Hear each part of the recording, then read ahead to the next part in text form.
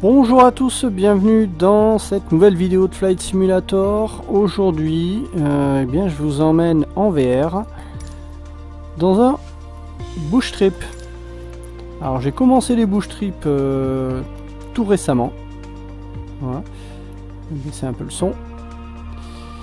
J'ai commencé celui-ci en piper, qui est très sympa, et je me suis dit que j'allais vous faire profiter d'une petite étape de ce bush trip qui est assez long quand même, hein. Il dure quand même 9h37 et donc vous avez plusieurs étapes. Moi j'avais déjà fait quelques-unes.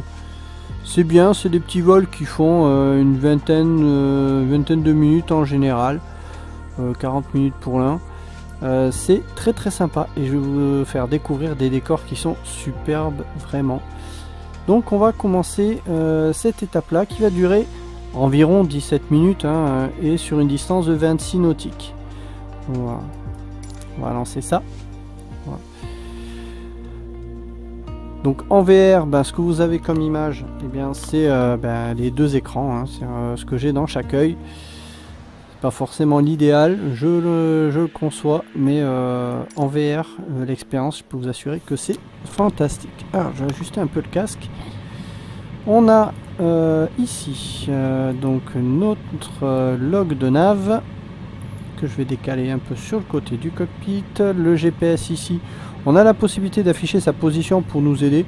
Vous allez voir que ça se fait très facilement, hein, c'est des routes à suivre généralement. Alors, on va donc décoller. Nous, ici, on est sur Hawthorne. Dirigez-vous vers le nord-ouest en direction d'une vue magnifique du lac Walker. Une oasis au cœur de ces terres arides, sur sa rive sud-ouest. Vous découvrez une charmante ville en bordure de mer qui porte le même nom. D'accord. Voilà, donc ensuite, on aura 3 points. Alors, on va sortir un cran de volée. Et on va décoller, c'est parti. Top chrono.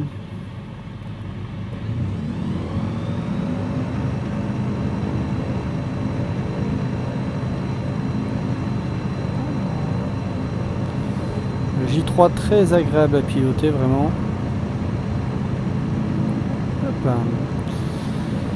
Alors c'est pas un avion qui va superbement vite, mais pour admirer les paysages c'est tout simplement génial. Et regardez-moi ces paysages, on est en plein milieu désertique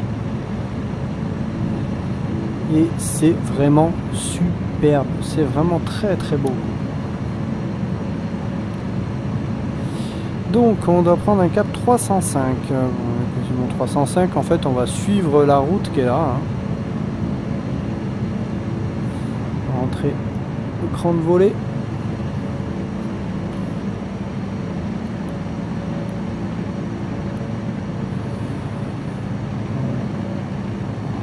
« 150 km/h, hein. C'est pas un foudre de guerre cet avion, c'est vraiment un avion pour se balader, pour profiter du paysage. C'est vraiment très chouette.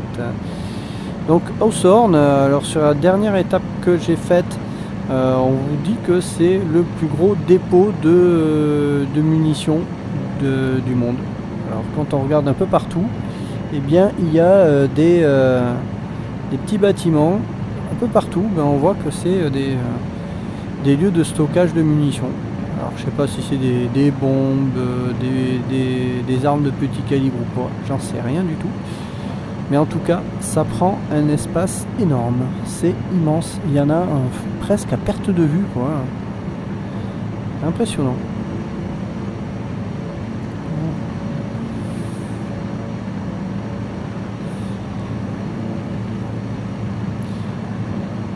Alors, c'est vraiment une petite balade, hein. Le but, c'est pas de vous faire apprendre des choses, hein, avec cette vidéo. C'est juste de vous montrer un peu ces paysages, ce que permet de faire Flight Simulator. C'est vraiment découvrir le monde, partir à la découverte du monde, regarder un petit peu les flancs de collines là sur le côté, c'est superbe. On a vraiment l'impression d'avoir une qualité photo, et en VR, vraiment je vous assure, là les ravins que vous avez sur le côté de cette montagne là, On a vraiment une impression de 3 dimensions qui est bluffante, vraiment.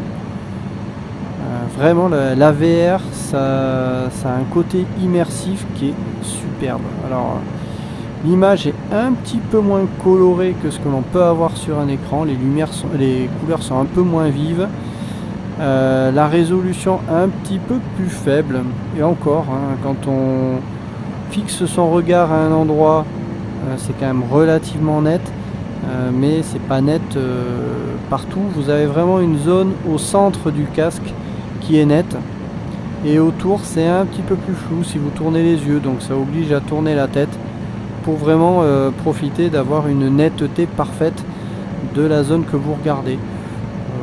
C'est difficile à dire quelle taille est vraiment nette.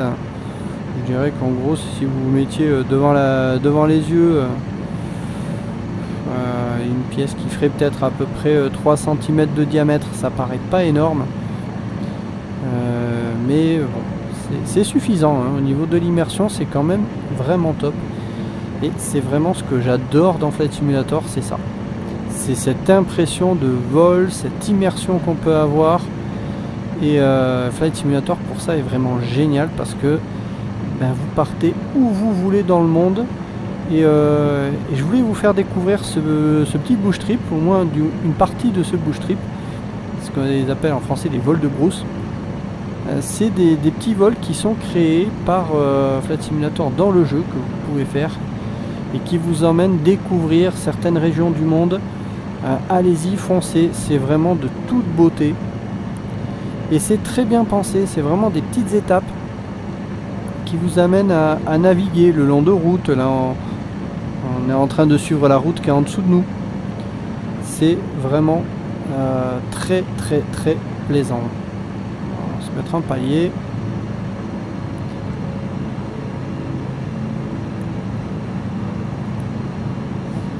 Compenser l'avion. On arrive là sur la ville de, peut être la ville Walker.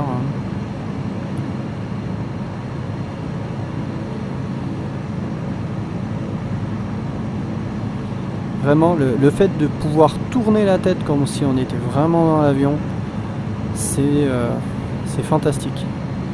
L'impression de vol est vraiment fantastique. Alors ça remplace pas la réalité, hein, de voler en vrai avion, c'est sûr que c'est quand même très sympa en vrai. Mais j'avoue que grâce à ça, eh bien, ça permet vraiment de voler pour le plaisir partout dans le monde, et pour moins cher quand même, hein. Vous pouvez vraiment faire plus d'heures de vol une fois que vous êtes équipé. Alors pour les petits conseils, j'avais déjà donné quelques conseils d'équipement pour la VR dans des précédentes vidéos. Je considère qu'il faut quand même un très bon ordinateur pour en profiter pleinement, surtout que Flight Simulator est quand même très gourmand.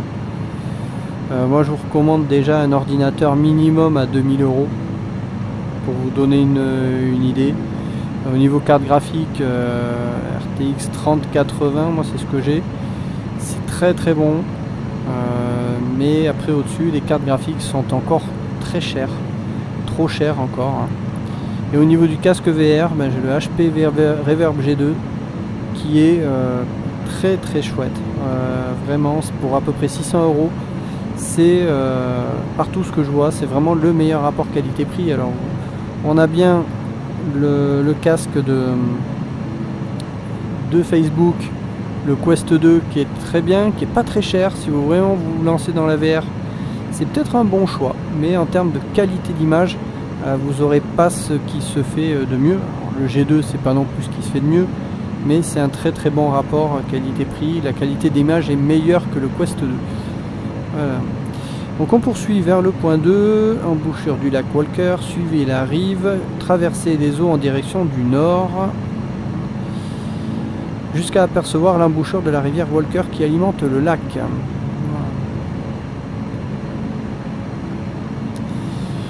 Donc oui, vraiment, c'est ce G2 est très très bien. Il est agréable à porter. Au niveau coût, bon, 600 € ça reste quand même un coût. mais c'est tout de même moins que d'autres casques comme notamment le Vario Aero, qui est le meilleur casque actuellement en VR, mais qui est quand même à 2000 € hors taxe. Donc mettre le prix d'un ordinateur dans un casque VR, je suis pas forcément convaincu que ce soit un bon rapport, même si je pense que l'expérience doit être vraiment hallucinante. Particularité du Vario Aero, c'est que vous avez un système d'eye tracking qui observe vos yeux, qui regarde où vous regardez et qui adapte l'image en fonction de la zone que vous regardez dans le simu. Ce qui fait qu'en fait, partout, quel que soit l'endroit où vous regardez, c'est net. Alors que sur le G2, eh bien, si je regarde avec mes yeux sur le côté, ben, c'est un peu flou. Là, si je regarde dans le coin de l'œil en bas à droite, si j'essaie de lire le navlog, alors je le vois, hein, mais moi j'arrive à suivre la rive, traverser les eaux, et là après c'est en direction, je devine, mais c'est pas super net. Voilà. Donc ça c'est un peu, je pense, la nouvelle technologie, le eye tracking, qui devrait vraiment améliorer la VR à terme. Et, mais déjà avec le G2, on a un très très bon produit. Et quand vous regardez les paysages qui sont autour, bah, c'est beau, c'est net, c'est sublime, quoi. On a quelque chose que l'on n'a pas sur un écran. Sur un écran, c'est plat, même si vous avez un peu cet effet 3D. Là, vraiment, quand vous regardez en VR, l'effet 3D, vous en prenez plein les yeux. Les montagnes, on voit les moindres contours. C'est hallucinant. Si je regarde autour, là, je vois les barres au-dessus de ma tête. J'ai vraiment la sensation d'être dans un avion. C'est vraiment une immersion qui est bluffante. L'autre fois, j'ai testé un VL3 sur Flight Simulator, qui est un petit ULM. La particularité du VL3, c'est que c'est un avion qui est presque... On a la sensation d'être couché dans cet avion. Et quand je suis monté dans cet avion sur Flight Sim, c'est tout de suite l'impression que j'ai eue, c'est d'être couché dans l'avion. Et quand on regarde la position que l'on a dans cet avion en vrai, c'est exactement ça. C'est exactement cette impression. Et bien avec la VR, vous arrivez à retrouver cette sensation-là, ce qui est quand même assez hallucinant. Voilà. Et vraiment avec la VR, vous êtes dans le simu, vous avez une appréhension des distances qui est vraiment très très bonne. Et quand vous regardez le paysage autour, vous avez, surtout ici avec un désert qui est immense, vous avez une impression d'immensité. Ça, je peux pas vous le faire ressentir sur une image. Faut vraiment le tester. Faut vraiment se rendre compte. On a vraiment cette impression d'être tout petit au milieu d'un désert immense avec des montagnes immenses. C'est hallucinant. C'est vraiment hallucinant. Il n'y a pas d'autre mot. Si vous n'êtes pas passé à la VR, bah, franchement, c'est à faire. Si vous êtes vraiment amateur de simulateurs de vol, allez-y, foncez. Il n'y a pas de meilleure expérience. Alors, l'inconvénient qu'on a sur la VR, c'est quand on a besoin d'aller toucher des touches du clavier. Ça, c'est toujours un peu embêtant. Moi, perso, j'ai toute la gamme Virpil. Manche, manette des gaz, palonnier. Et j'ai également en plus un panneau avec la poignée du train d'atterrissage. Et j'ai plein de boutons. Je les ai même pas tous mappés, hein, c'est pour dire. Voilà. Mais ça permet au toucher de retrouver des boutons et de les activer beaucoup plus facilement, voire même sur la manette des gaz, sur le joystick. Et bien, vous avez la possibilité de mettre les touches les plus utilisées pour pouvoir y accéder plus facilement. C'est un peu ça l'inconvénient de la VR. Quand je fais un peu de navigation sur Flight Simulator avec mon iPad à côté, et bien pour regarder l'iPad, ça oblige à chaque fois à soulever le casque, à regarder, à le remettre. Ça frotte un peu sur le front, c'est pas très agréable. Mais bon, voilà, il y a des avantages et il y a des inconvénients, mais croyez-moi qu'au niveau des avantages, il compense largement les inconvénients. Donc on poursuit, on a viré donc à l'embouchure.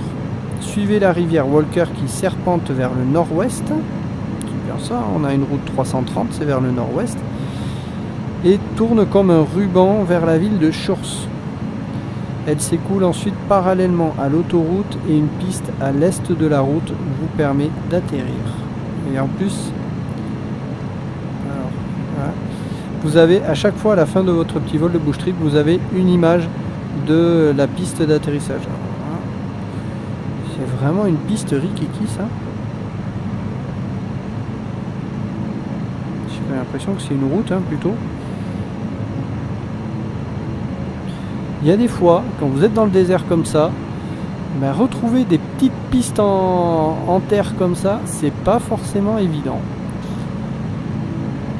Et des fois, c'est un peu galère. Donc celle-là, je pense que ça va être galère de la trouver. Alors, on a la route qui est là. De ce côté.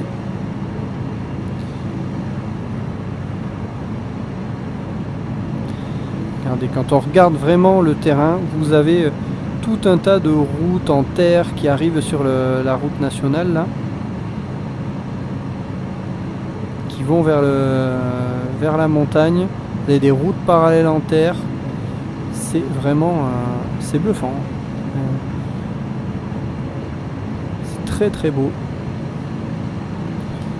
Enfin, merci à Sobo d'avoir fait un travail comme ça, parce que c'est vraiment plaisant d'aller se balader dans la Sierra Nevada comme on est là. Quel bonheur. Voilà, tout ça sans bouger de chez soi. Qu'est-ce que c'est appréciable. Alors, on a une petite ville là-bas. On a donc la route qui devrait marquer une bifurcation. Elle va se séparer en deux visiblement. Donc ça devrait être un repère assez facile à repérer.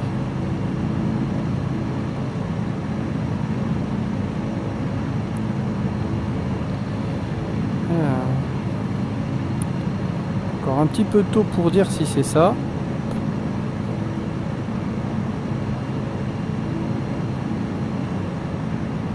Regardez-moi vraiment ces montagnes comme c'est vraiment magnifique. Là-bas on a des montagnes un peu rouges.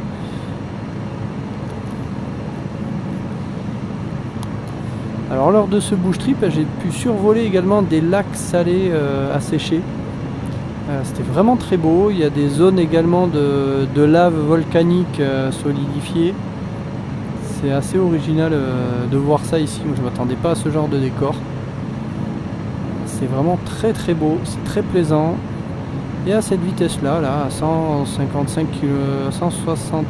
km/h, là, bien on profite du paysage. Vraiment, on retrouve ce plaisir de voler, ce plaisir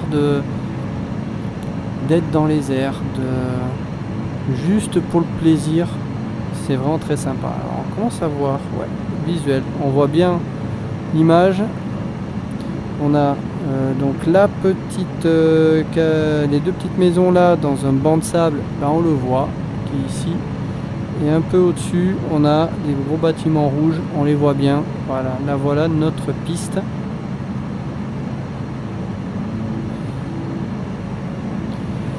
Il faut vraiment savoir que c'est une piste hein, ici.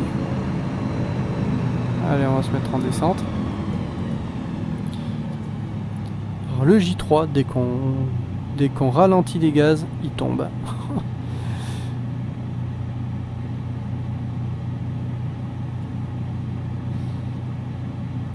Mais j'aime beaucoup cet avion. Un avion simple, rustique, très facile à piloter.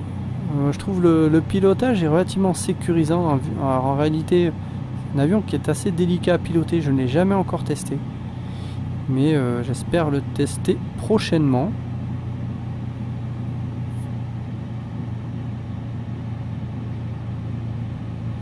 Alors, on va se mettre sur une vente arrière.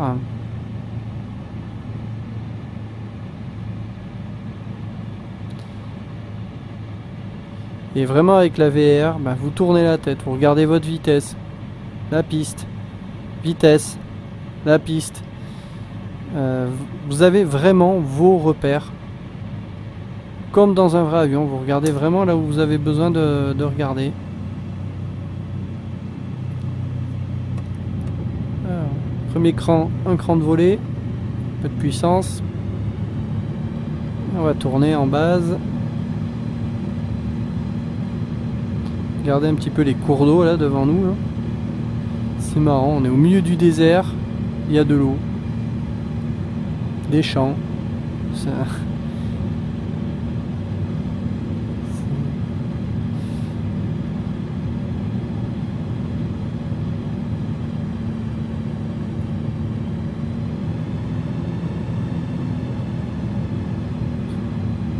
La piste fait vraiment rikiki, hein. Alors, sur l'écran de volée.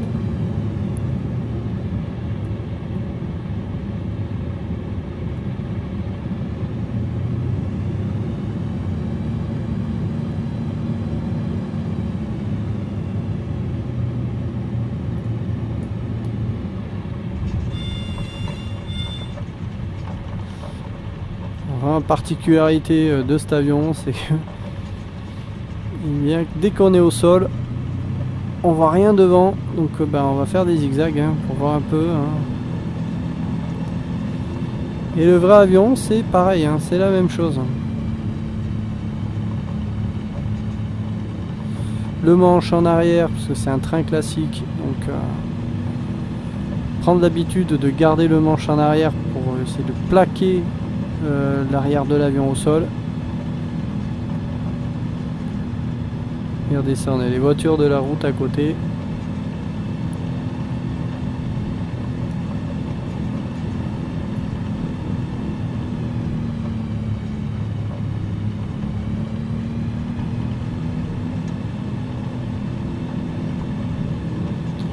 Et on va aller se parquer là devant les petites maisons.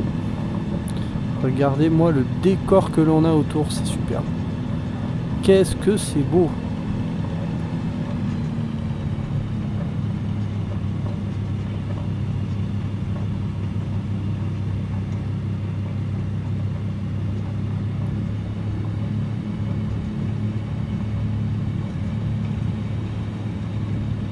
Voilà.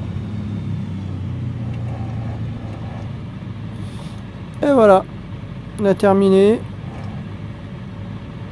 Il devrait nous dire qu'on est arrivé, ou alors peut-être que j'aille sur la piste, peut-être ça.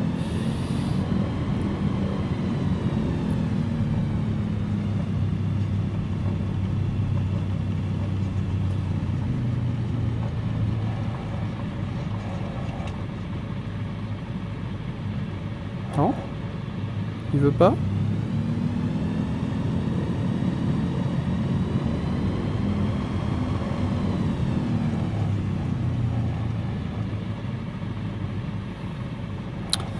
Alors, s'il me met pas ça, c'est que on n'est peut-être pas au bon endroit. Pourtant, il n'y a pas d'ambiguïté possible, hein, on est bien là-dessus. Bon, mystère. Mystère, mystère.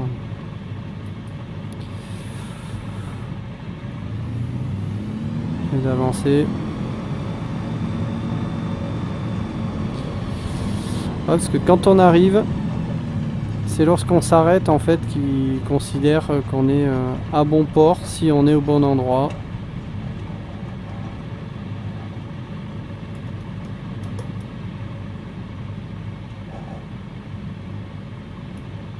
Ça veut pas. Enfin bon, il doit y avoir un truc. Il va falloir sûrement que je le refasse. Bref. Bon, quoi qu'il en soit, j'espère que ce petit vol, vous l'aurez apprécié autant que moi. Que ça vous aura donné envie de tester ces bush trips, donc ces fameux voyages de brousse, et d'aller découvrir la Sierra Nevada aux États-Unis. Très franchement, c'est superbe, c'est un régal. Je vous dis à bientôt, bye bye.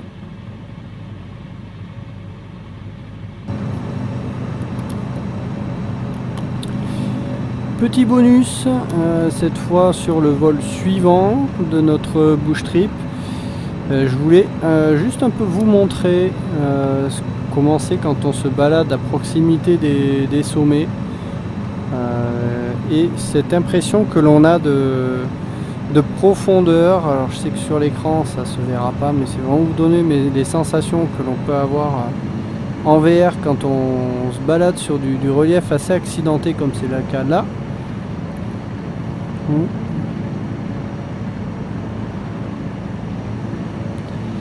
C'est très très beau. On va passer cette ligne de crête là comme ça.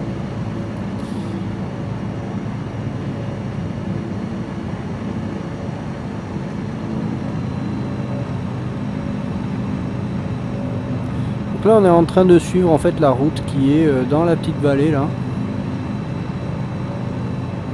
Voilà. Et on a vraiment une impression de relief, c'est haut, c'est escarpé, c'est très très beau. Quand on passe des lignes de crête comme ça, je peux vous garantir qu'en VR c'est hallucinant de voir comment le décor plonge en dessous là. C'est vraiment superbe.